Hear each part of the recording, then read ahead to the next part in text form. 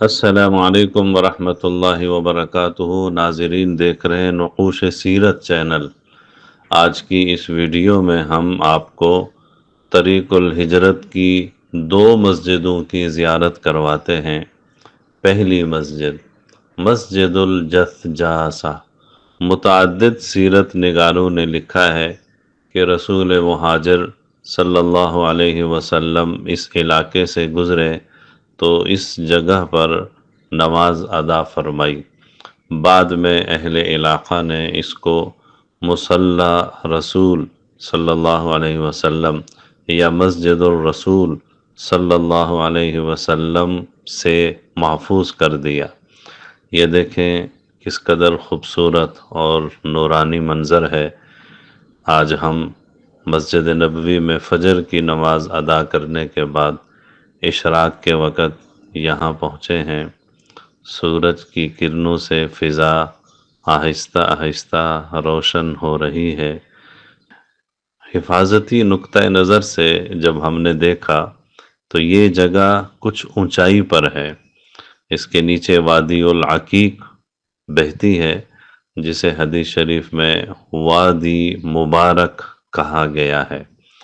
اور اس جگہ پر جب انسان کھڑا ہو جائے تو چاروں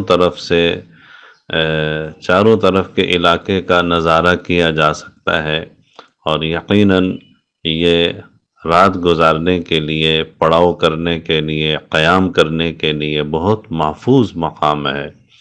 بلکہ بعض باحثین نے یہ بھی لکھا ہے کہ یہاں رسول مہاجر صلی اللہ علیہ وسلم نے رات بھی گزاری، کھانا بھی تناول فرمایا۔ تو آج ہمیں اللہ رب العزت نے اس خوبصورت پر نور مقام پر آنے کی سعادت نصیب فرمائی۔ آپ بھی اس مصلی رسول کی زیارت کریں، آنکھیں ٹھنڈی کریں۔ سبحان اللہ، اللہ اکبر۔ دوسری مسجد ہے مسجد رکوبہ۔ یہ اس علاقے کی بڑی مشہور مسجد ہے۔ دور دور سے عشاق یہاں پہنچتے ہیں، اس مسجد کی زیارت کے لیے آتے ہیں۔ یہ علاقہ یعنی رکوبہ کا علاقہ، یہ مکہ مکرمہ اور مدینہ منورہ میں جو قدیم راستہ ہوتا تھا، اس راستے میں یہ سب سے مشکل مقام تھا۔